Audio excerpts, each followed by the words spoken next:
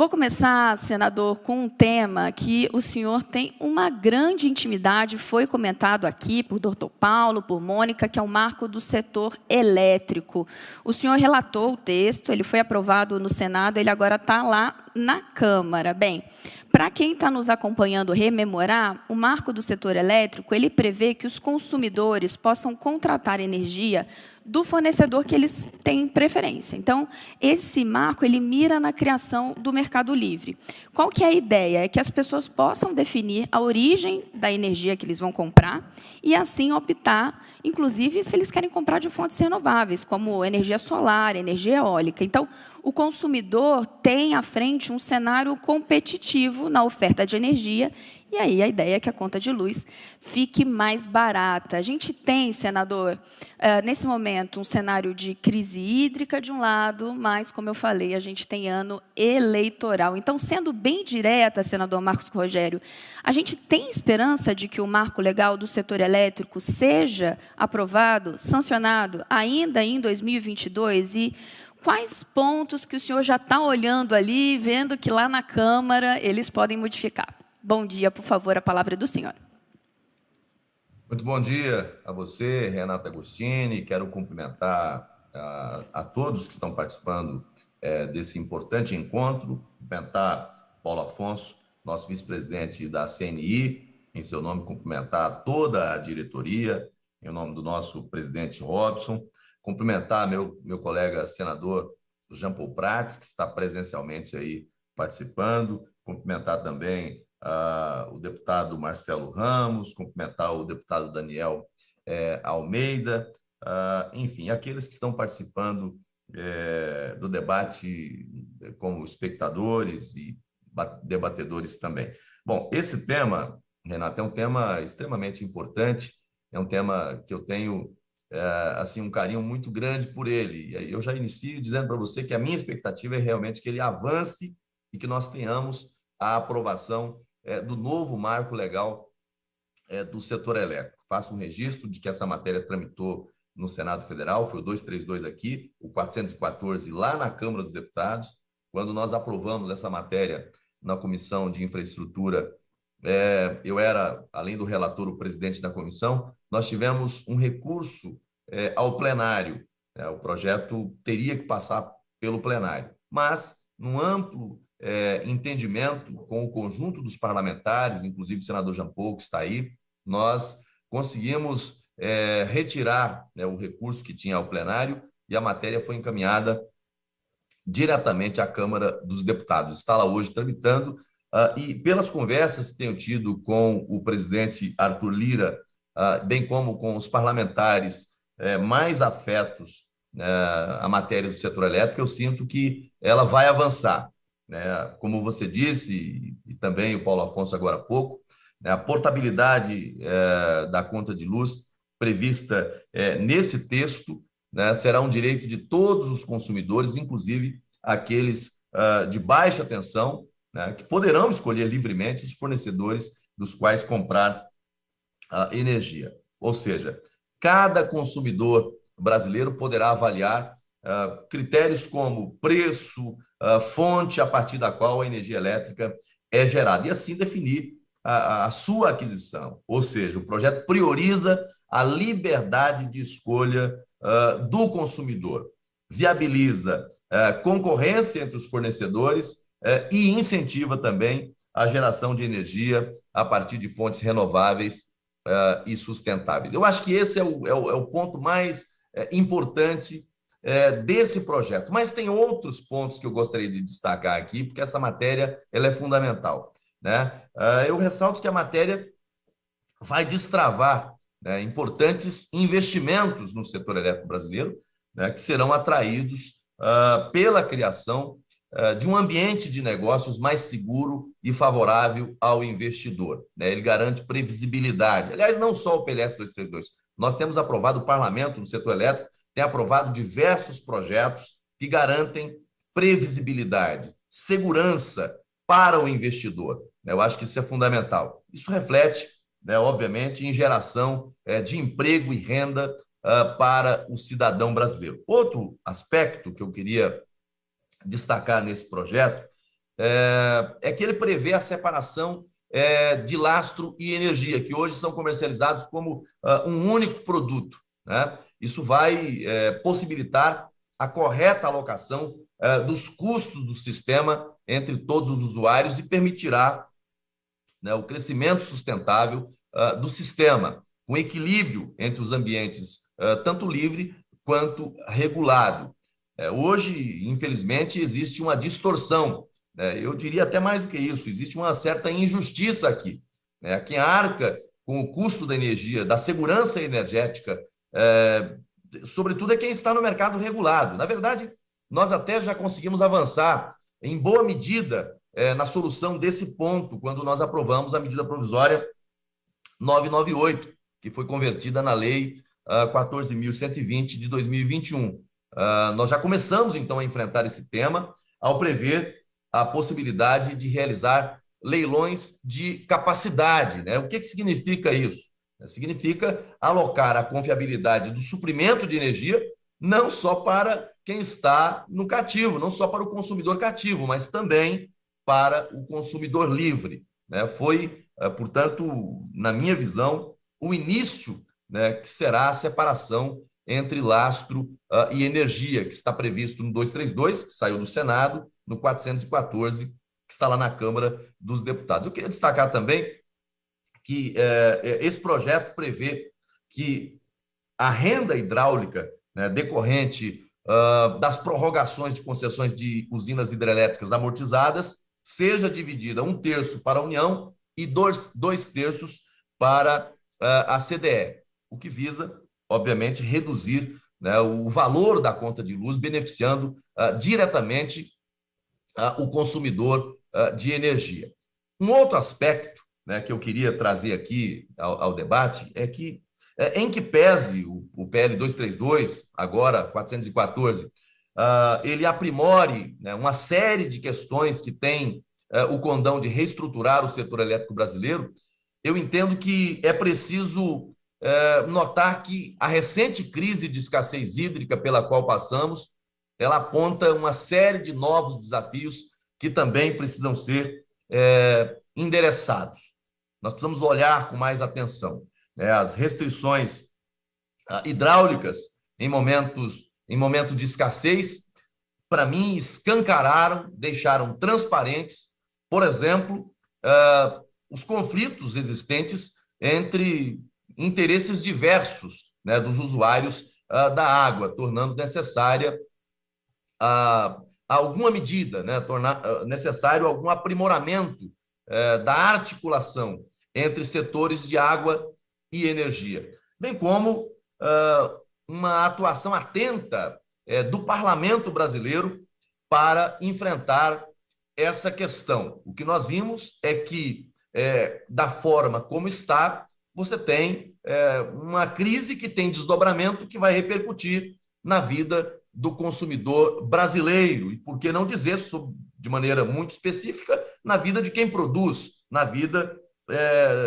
do industrial, né? Portanto, eu destaco aqui a necessidade da gente ter um olhar muito atento a esse aspecto. Um outro ponto que eu queria chamar a atenção aqui é quanto à necessidade de despacho termoelétrico em níveis extremamente elevados, que tem demandado, né, a criação de soluções excepcionais, o que, por vez, tem exigido aí o aprimoramento da governança e intensa articulação institucional.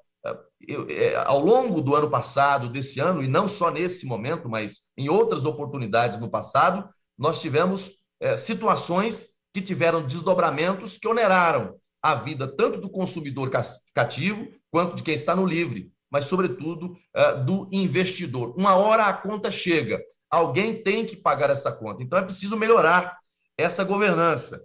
E aqui eu queria destacar, o operador do sistema está errado para gerar essas distorções, ou ele recebe, ou ele está fazendo a sua leitura, né, a sua programação a partir de dados de entrada equivocados. né? Existe algum sentido em o consumidor pagar encargos de segurança energética da ordem de 1,5 bilhão de reais por mês, enquanto o PLD está em R$60? Há algum sentido nisso? Eu penso, e aí meus colegas que estão aí, Jean Paul é um craque também no setor elétrico, que nós precisamos olhar para isso.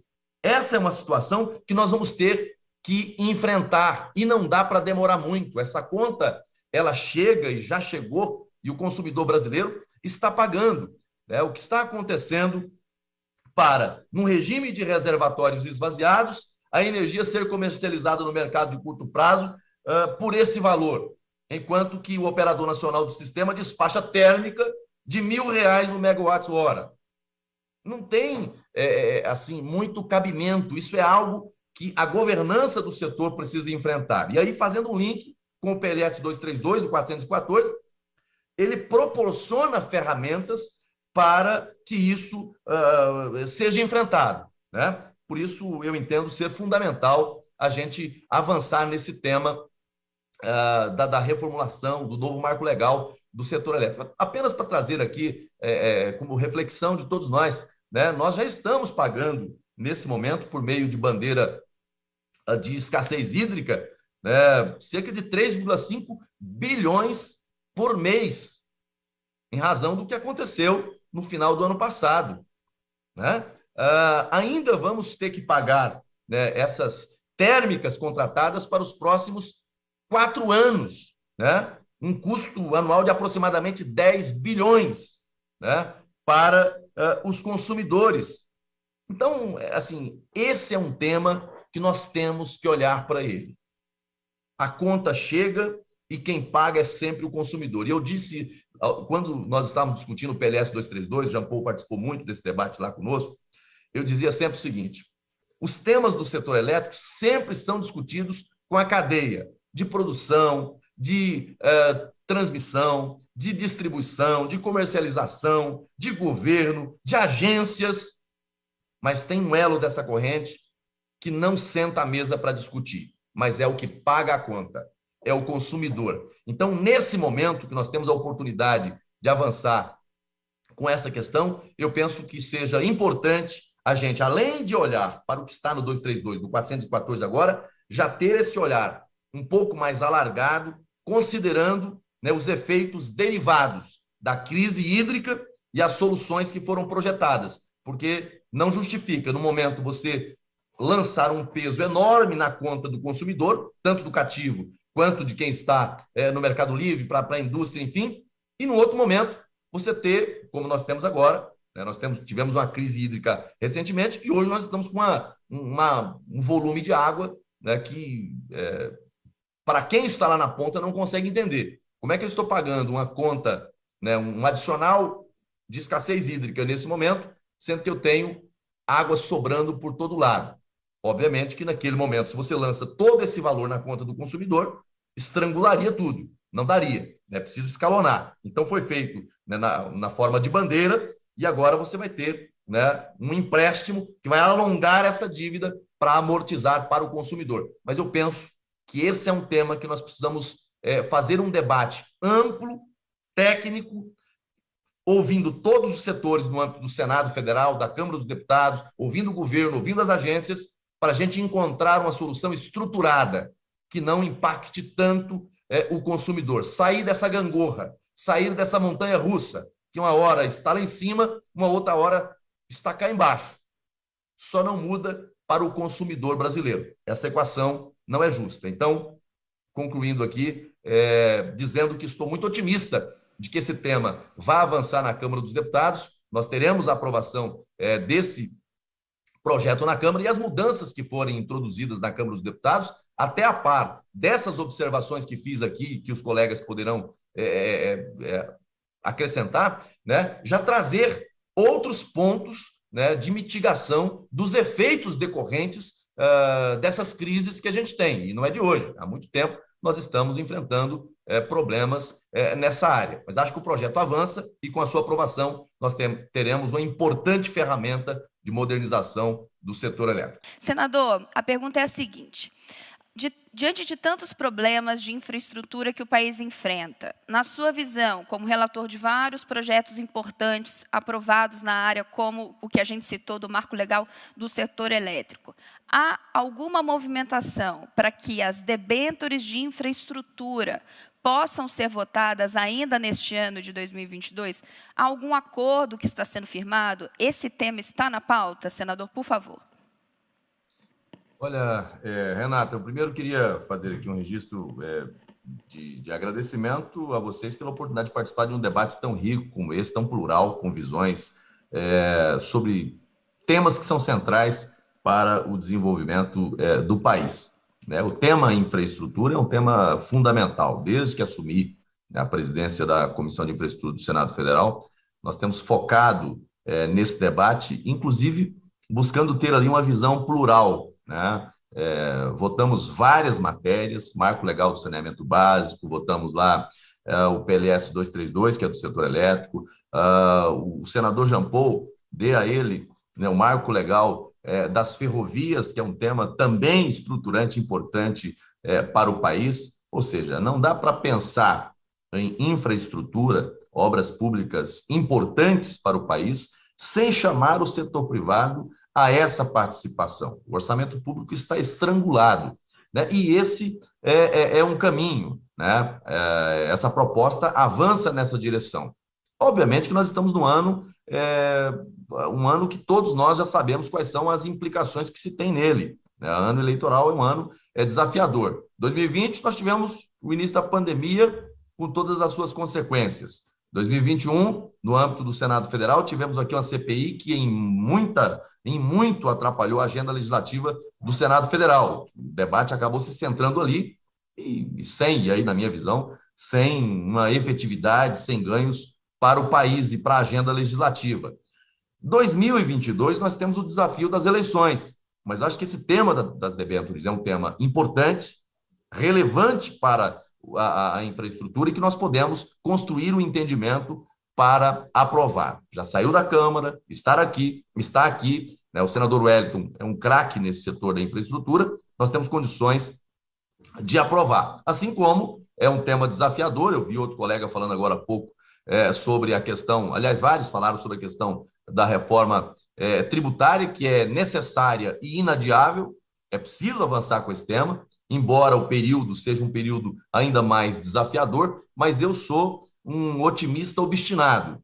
Eu acho que a agenda legislativa não pode ser totalmente comprometida em razão do calendário eleitoral. Então, além das debêntures, eu espero que a gente tenha ambiente para aprovar também, né, a reforma tributária e concluir, como disse no início, concluir a questão do PLS, o 232 ou 414, que está lá na Câmara, né?